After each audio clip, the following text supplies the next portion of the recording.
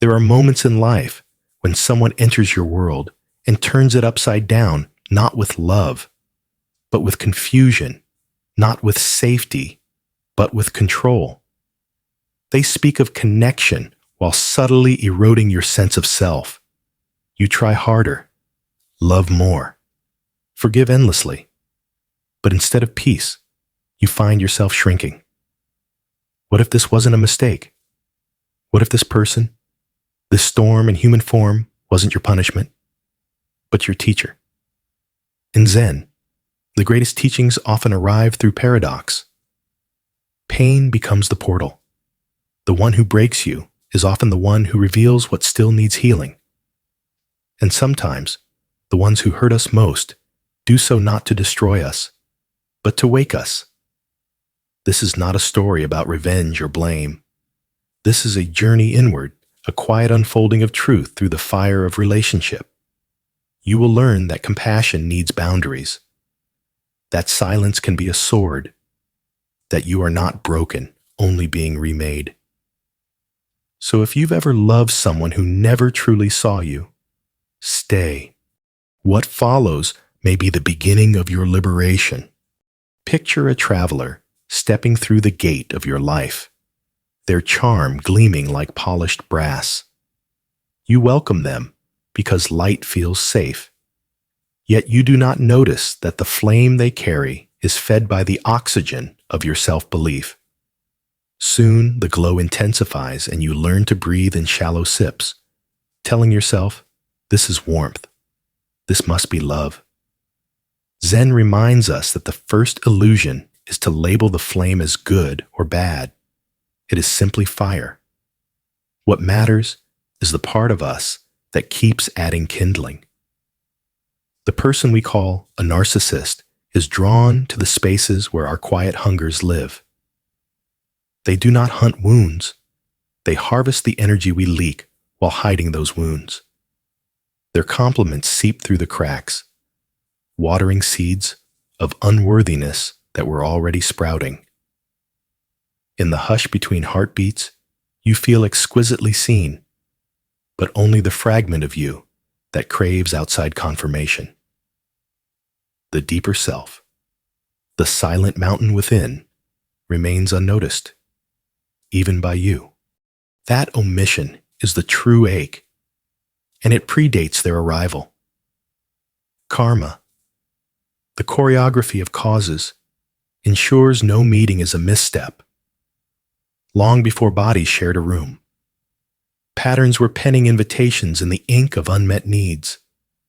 Send me someone who will spotlight my unfinished lessons, like the mythic flower bent toward its reflection.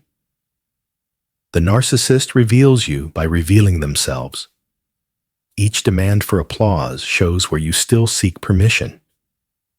Each withdrawal of affection exposes the cliff edge where you fear abandonment. Their behavior is less a verdict on your worth than a diagnostic of your forgotten power. Do not confuse this encounter with punishment. The universe does not punish. It rehearses. Every clash is a rehearsal for remembrance. The narcissist is the drumbeat that finally makes the delicate melody of self-respect audible. When you hear that melody, the spell cracks not because they change rhythm, but because you begin dancing to your own. So meet this teacher with a bow, not a grudge. Bow to the lesson, not the behavior. Bow to the clarity born from contrast. Then straighten your spine. Step back from the flame and inhale fully again. Beyond the doorway, their fire exposed, lies a landscape you have yet to explore, fields where self-trust grows wild. Rivers fed by inner silence. Mountains echoing your own name spoken kindly. The lantern they carried will dim, for they were never the light, only the match striking against your hidden longing. The true lamp has always been in your pocket, waiting for the moment you choose to ignite it yourself. If you've ever asked, "Why did I attract someone like this?" you're not alone. It's a question whispered in the quiet aftermath of heartbreak, often mistaken for self-blame. But in the language of karma, this is not a condemnation. It's a revelation. Buddhism teaches that karma is not judgment, it's reflection. It is not retribution, but recognition. It is not fate, but feedback. You didn't meet this person by accident. You met them because a part of your inner garden, forgotten, fertile, and unseen, was still sprouting seeds of unworthiness. And they were the weed that looked like a rose. In Zen, suffering isn't seen as misfortune, it's seen as a bell. It rings to awaken you. The presence of the narcissist was the sound your soul could no longer ignore. They were not the cause of your emptiness, but the echo of it. They mirrored the inner agreements you signed unconsciously long ago. I will be loved if I remain silent. I will be chosen if I abandon myself. I will be enough only when someone else says so. But karma is not cruelty. It is clarity. The moment you stop seeing them as the villain and start seeing them as the catalyst, the fog lifts. You recognize how your silence was mistaken for agreement, how your empathy was confused with obedience, how your kindness became the leash they pulled. That clarity doesn't shatter your heart. It shatters the illusion that you ever had to prove your worth in the first place. This karmic encounter wasn't here to break you. It was here to break the pattern. In Buddhist thought, the lotus blooms not despite the mud, but because of it. You grew because you had to push against something. You awakened because something pressed you down. So when you wonder, why me, the deeper question is, why now? Because now was when you were ready to see. Now was when your soul had gathered enough stillness to endure the storm and enough wisdom to extract its teaching. This relationship was not punishment. It was sacred choreography. A dance choreographed by your higher self, so you could finally meet the parts of you that forgot they were divine. And in doing so, begin the sacred return not to them, but to yourself. In the beginning, your compassion felt noble. You stayed because you cared. You forgave because you believed in healing. You gave more, thinking love could melt stone. But Zen warns compassion, without the blade of wisdom, becomes not a gift, but a trap. The narcissist feeds on boundless empathy. To them, kindness without boundaries is not sacred, it's leverage. They twist your patience into permission, your loyalty into silence, your giving into self-erasure. They teach by distortion, turning your deepest virtues into instruments of your own undoing. And still, you called it love. But slowly, the Dharma begins to stir inside you. One tear at a time. One sleepless night at a time. A knowing arises not from anger, but from exhaustion. You realize, compassion is not the same as submission. Kindness should never cost your sanity. Forgiveness is divine, but it must not be blind. This is when your awakening begins, not with fury, but with clarity. Not with a shout, but with a whisper. No more. Zen speaks of the middle way, not as compromise, but as balance. You are not here to become empty through giving. You are here to give from wholeness, not depletion. So when your tears were never met with remorse, when your apologies filled the silence they created, when your love was twisted into evidence of your weakness, the lesson wasn't about them. It was about your threshold. It was about remembering that sacred compassion is never self-destructive. You were not wrong for loving. You were not weak for staying. You were simply waiting to see the truth with your own eyes. And once you did, you could no longer pretend blindness was grace. Let that be your turning point. Compassion is still holy. But now, it walks hand in hand with discernment. It wears armor woven from silence and self-respect. It bows deeply, but it does not kneel. This is not the death of your softness. It is the rebirth of your strength. And that strength does not roar. It simply stops bleeding. One of the most painful illusions we carry is the belief that love can fix what someone else refuses to face. You thought your presence might soften their wounds, illuminate their shadows, guide them home.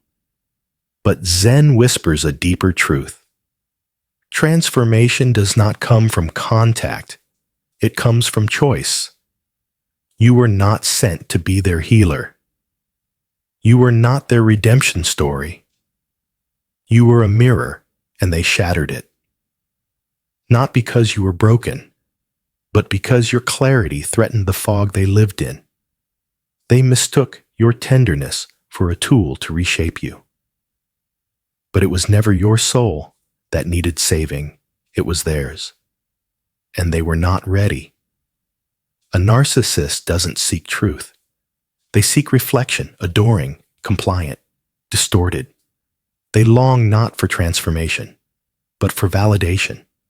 They want to be worshipped, not witnessed, to be praised, not pierced by the intimacy of being seen. And you, your love, your honesty, your stillness, you didn't break them. You revealed them. You exposed the cracks they fought so hard to hide. They reacted not with gratitude, but with destruction. Not because you failed them, but because you succeeded at being real in a world where they wear masks. This was not your failure. It was your initiation. You were never too much. You were simply too illuminating for someone committed to their shadow. In their presence, you may have questioned everything. Why am I not enough?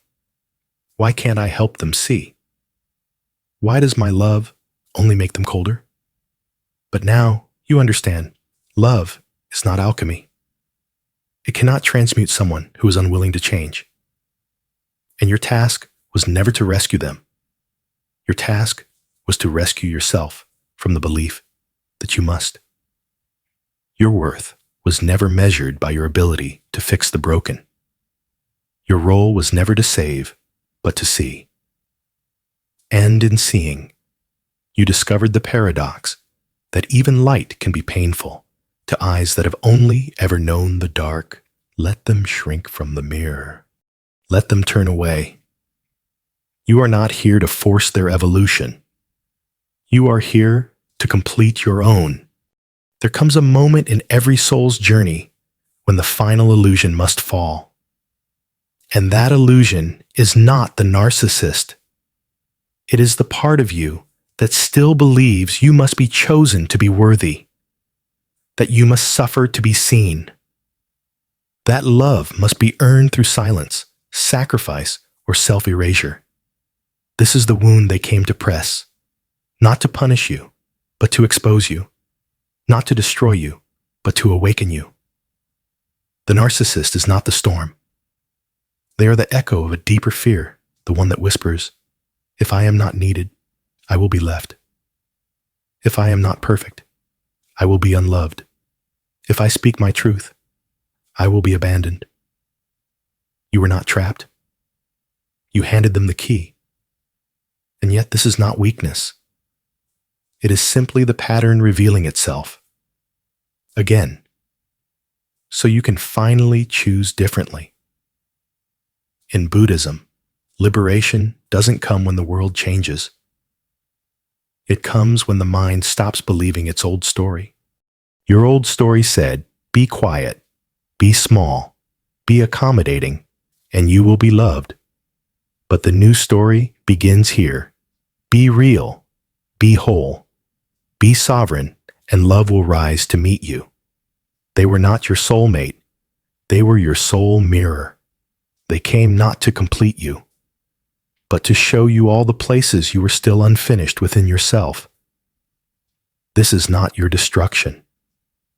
This is your sacred initiation.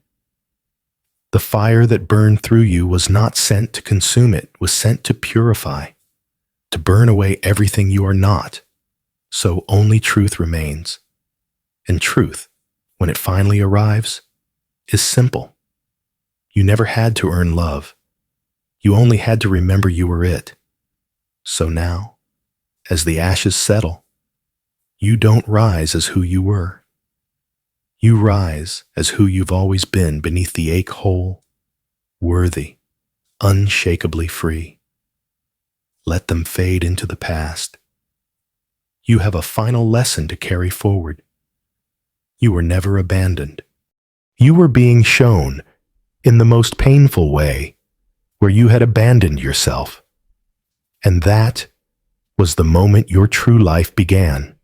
Freedom didn't begin when you walked away. It began the moment you stopped needing to be understood by them.